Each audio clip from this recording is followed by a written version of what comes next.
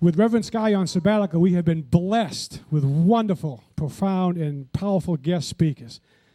Well, we have the Reverend Ginny Roll here with us for this month of August. Ginny discovered unity in 1997, then dove headfirst into all of the teachings, the books, the lessons, studied and studied and studied. And while on a visit to Unity Village, walking the beautiful labyrinth, she got the call to become a Unity minister. She was either going to do the field licensing program or the school. She got a symbol of a rainbow and decided to attend Unity Institute. She started in 2005, and in 2007, she became an ordained Unity minister. Right after that, she leaped even into the deep end of the pool by coming here as one of our first interns. And not only did she not sink, she came up swimming and did everything that was asked of her. She left an impression with each and every one of us, and I consider her to be one of our own. She now is the senior minister at Unity Fellowship Church in their new location, Williamsburg, Virginia. Would you please welcome one of our own, Reverend Ginny Roll. Perfect. Woo! Yeah, you guys know how much I love you, right? You already know that. I just behold the beautiful face of God looking back at me today, all of you. Just so amazing. So I wanted to read a little something. I just wanted you to kind of get relaxed in your seat and maybe close your eyes if you like and listen to these words and see if you can maybe think of who wrote these words. I can never escape from your spirit. I can never get away from your presence. If I go to heaven, you're there. If I go to the grave, you are there.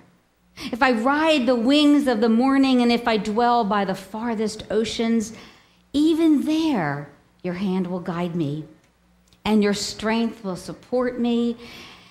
I could ask for darkness to hide me and the light around me to become night, but even in darkness, I can't hide from you. To you, the night shines as bright as day. Darkness and light are the same to you. How precious are your thoughts about me, O God. They cannot be numbered. I can't even count them. They outnumber the grains of sand. And when I wake up, you're still with me. I would ask you to maybe, if you've done some Bible study, you might recognize that as David's Song of David in the Psalm. It goes on and on. I mean, he is just singing God's praises because he had a very close relationship with God, and he recognized that God was a part of his everyday life.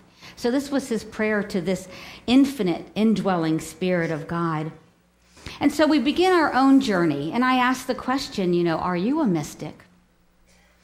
And I want to just talk a little bit about that today, and with the first question, that so many of us on the mystical journey may eventually have this idea in their heart.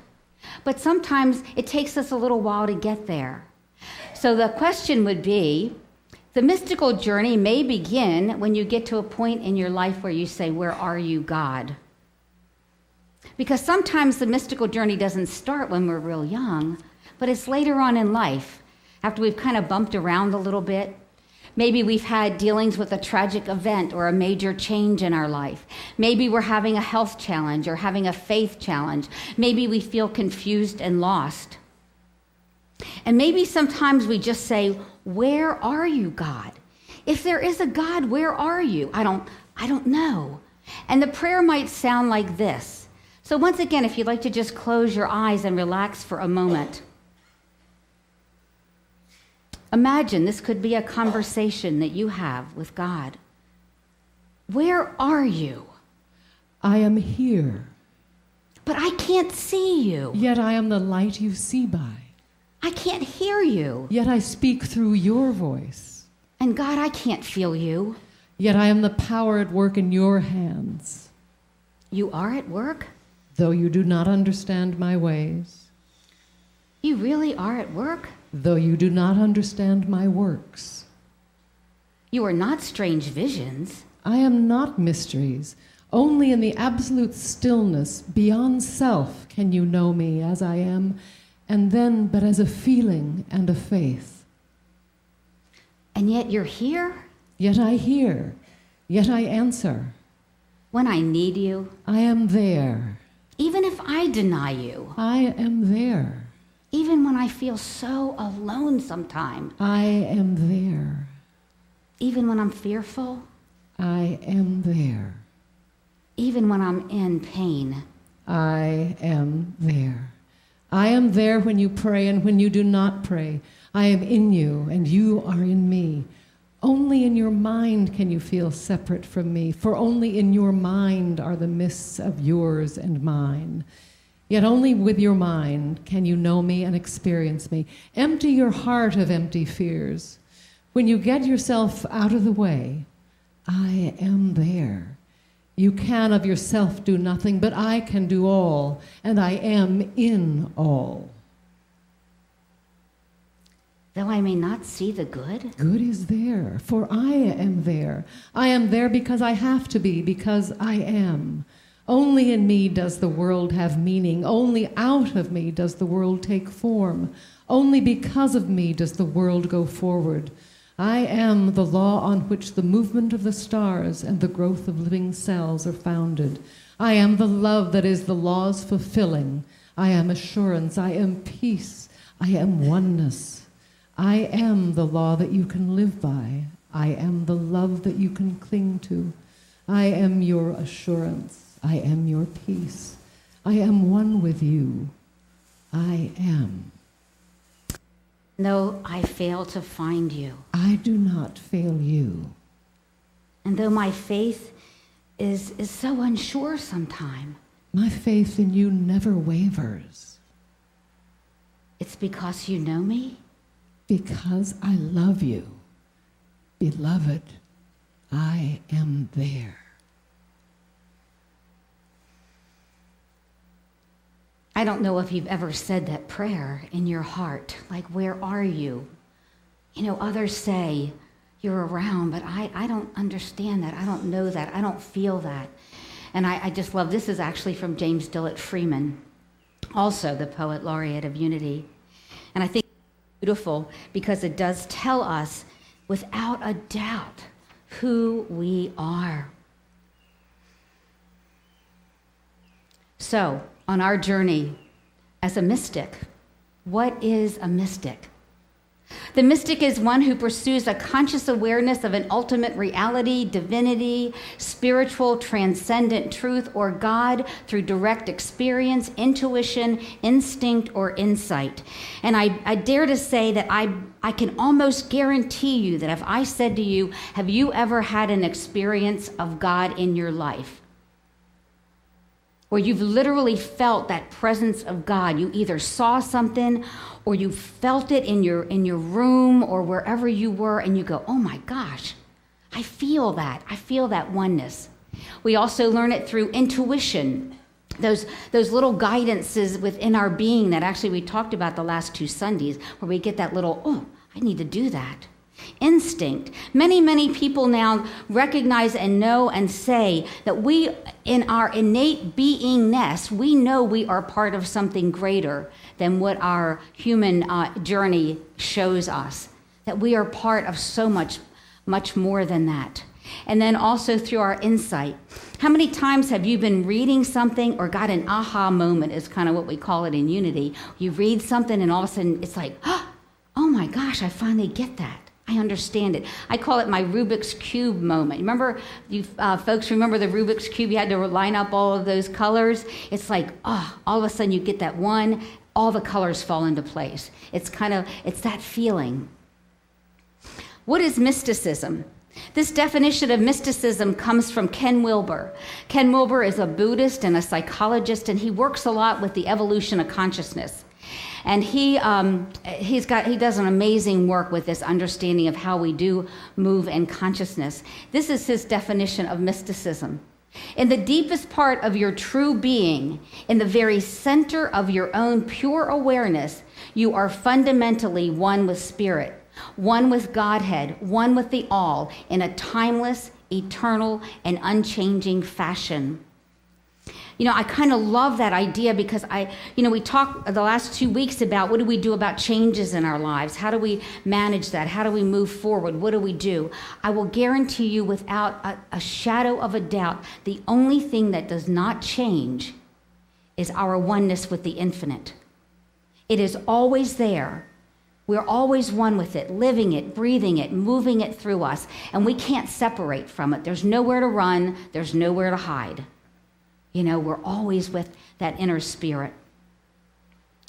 Mysticism is a practice intended to nurture our experiences or awareness of the divine. What I love about this church, and for many of you watching, from the internet, the places that you go to that help support your journey of remembering and connecting with that infinite.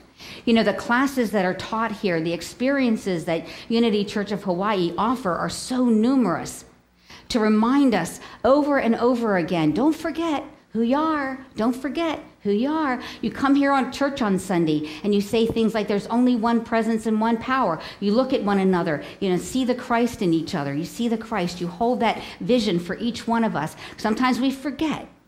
And you come to church, you come to a gathering like this for that support so that we don't forget who we are. In mysticism, there can be a non-dualistic mysticism where you actually merge with God. And I know that you've read stories of mystics that have had that happen, and it may have happened to you also. Then also there's the dualistic mysticism where there is a distinction between the self and the divine. So it almost feels like you're talking to someone, but it's yourself that you're talking with. I know at the church, at Unity Fellowship Church, one of the technician that does all our things at church, he and I will get there early in the morning, and every time we have a glitch in something, the first thing I go, okay, Spirit, tell us what to do. Move through us and get the problem taken care of. So it's that ongoing communication with the infinite that I know I do all the time, and invite you to do the same. Not just when there's a situation or a problem, but constantly check in with Spirit. What should I do today? Where should I go? What should be first on my list? I guarantee you, Spirit will speak to you all the time if you engage with that within yourself. In other monotheistic and some polytheistic faiths, the mystic is usually concerned with finding a direct connection to God through prayer and meditation. And I think that is very, very true. Some people want to actually separate themselves from all of life and just be in that prayerful state. But I think of the whirling dervishes. Those mystics that would dance and swirl around and around in order to feel the presence of God, because for just a moment, their mind is not held in a lot of thinking. We let ourselves go, which is what we do in prayer and meditation. We kind of allow ourselves to let go of our thinking and allow ourselves to be more present to that feeling and that connection with the infinite. Not that it ever leaves us, but we leave it. In Christianity, mystics often refer to the state as union or oneness with God. Our co-founder, Charles Fillmore, was called a modern mystic. And he would spend up to 6 hours a day in prayer and meditation. Now, I don't know how many of you could do that for 6 hours a day, but most of us probably have a hard time with that. But what he found out was, his wife Myrtle was, of course, in that process of healing her body of tuberculosis. He was trying to figure out, how is she doing this? How is she healing? And then other people would say, well, maybe try this, Charles, or maybe try that. And he goes, I'm going to go to headquarters. I'm just going to sit in the presence of God and say, I want to know you. Please help me know you. And then he finally got his information through the power of dreams. And he recognized that that's how that indwelling spirit was talking to him, was through his dreams. By quieting the mental, by passing through the discipline of intellectual silence, I love that, intellectual silence, we arrive at the very threshold of God's workshop, the threshold of being. Something to think about. So I wanted to talk about a few mystics that I came across. There's plenty to pick from in all the faiths. The Jewish faith, from India, from Islam, everybody, there's so many possibilities, and you can study those. But Theresa from Lisieux, she's a Christian mystic. She's called the Little Flower of Jesus. She had an insight. It was not necessary to accomplish heroic acts or great deeds to attain holiness and to express her love of God. She says that love proves itself by the deeds. So how am I to show my love? Great deeds are forbidden me. The only way I can prove my love is by scattering flowers, and these flowers are every little sacrifice, every glance and word, and the doing of the least actions of love. You know, when I think about that with the idea that maybe many of us in this room will never do a grand thing that's going to have a major effect on the entire world and all of a sudden things are going to change, but that's not really what we're called to do. We're called to do the little things in love. You know, some of us may have the ability to affect the entire planet with something, but most of us, every single day as we do our daily chores, our daily things, our daily work, whatever it is, we just do it with love, do it with love, do it with love. Like the flower, spreading the flowers. You know, you think, well, that's like not a big deal. But you know what? Maybe somebody came across those little flowers and for a moment they felt the sweetness of life or they saw the beauty of life. It doesn't have to be on a grand scale. Brother Lawrence, many of you may have read about him at different things. He's got a lot of wonderful sayings that sometimes you'll hear in different talks or written in books. But he served as a lay brother in the Carmelite order, and he really wanted to become a Carmelite monk. But because of his lack of education, they wouldn't allow him to do that. So he had a revelation at age 18 when looking at a barren tree, when he himself felt dead inside. He knew that God had life waiting for him, and the turn of seasons would bring fullness. Remember last week we talked about that void, you know, that time when we feel kind of dead ourselves and waiting. The leafless tree first flashed in upon my soul the fact as God, and a love for God that has never after ceased to burn. It's one of those little instances in our lives that can make such an impact on us. One of the things that he used to say, because we were talking about little things and with seeing that video about Gregory House, he used to say, because he wound up working in the kitchen at the monastery, he said, "Lord of all pots and pans and things, make me a saint by getting meals and washing up the plates." So he took the little thing that he did and just raised it to some beautiful expression of God's love, you know, blessing the world. I see all the different things that go on here at Unity of Hawaii, all the different opportunities that you have to volunteer. I mean, it's amazing. No matter what's on your heart to help this planet Earth, there is something going on here at this church that you could get involved with. You know, do something beautiful with just that sweetness and that love. I was mentioned at the last service that one of the things that probably has a problem with most people in churches is being on the church board, because they go, "Oh my gosh, I don't really want to know what's going on the interior of the church. Okay, I'll volunteer and do other things, but I don't really want to know all of that." And yet the work of the board is as sweet and as wonderful and amazing as anything else that you could do here, because it's all about God. Moving through each one of the board members, you know, bringing the vision and the impact that Unity of Hawaii wants to have on the world. So if you have it on your heart that you'd like to serve on the board sometime, I know they'd be delighted to hear about that. And it's just a thought, because so many times it is difficult for us to do board work. There is not in the world a kind of a life more sweet and delightful than that of a continual conversation with God. Those only can comprehend it who practice and experience it. Once again, talk to the indwelling Spirit of God within you all day long. You'll be amazed at what you hear. I began to live as though there were only one save God and me in the world. And then he would do beautiful things with such great love. Mother Theresa, of course, we all know of her amazing work. She saw God in the most deplorable situations. She saw every person as Jesus in disguise. It's kind of like beholding the Christ within each other. I love, this is my favorite. I am a little pencil in the hand of a writing God who is sending love letters to the world. Isn't that sweet? And I know, that it may sound corny, but if you had that in your consciousness as you went about your day, how wonderful would that be? Peace begins with a smile. We need to find God. God is the friend of silence. See how nature and trees and flowers and grass all grow in the silence, and then see how the stars and the moon and the sun and how they move in silence. We need silence in order to be able to touch souls. And of course, Jesus. He spent his whole life creating a beautiful connection between the infinite and himself.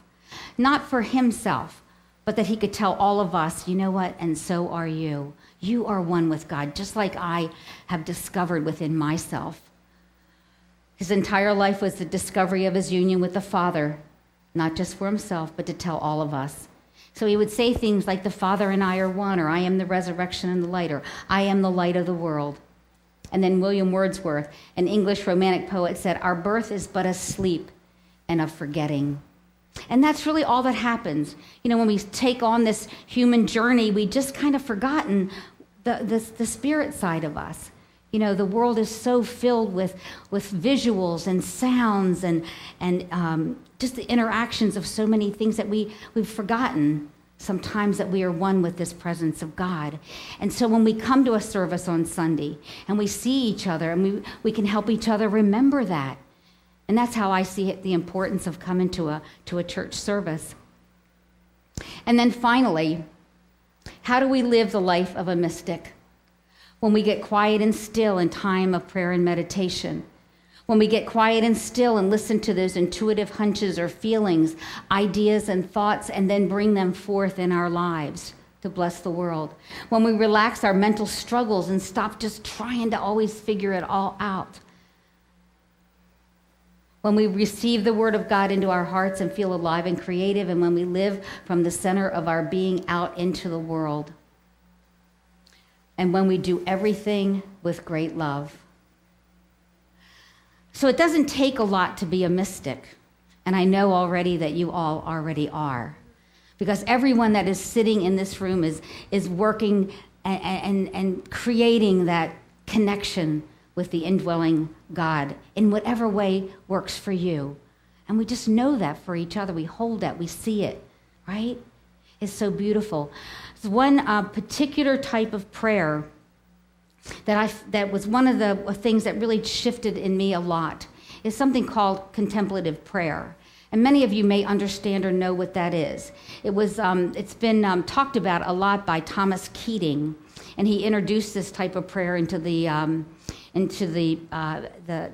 penal system, you know, for those that were incarcerated, because it gave the people, the inmates, an opportunity to quiet themselves.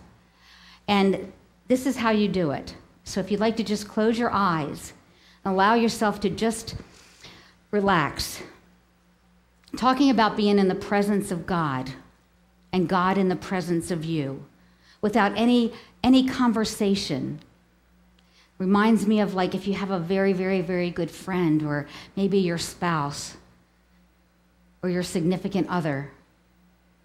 And when you're with one another, you don't even have to talk.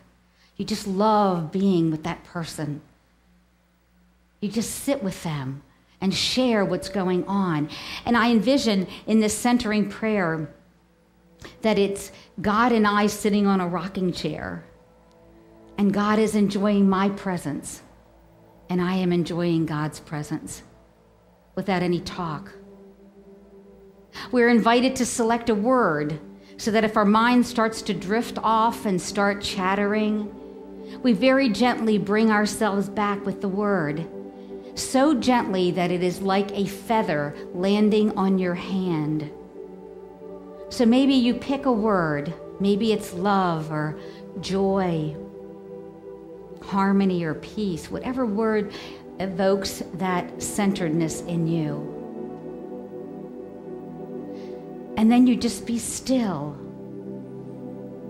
Be still in the presence of your God, in the quiet of your heart.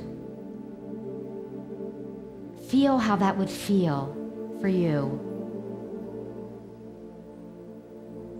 And let's just take a few moments in the silence and be.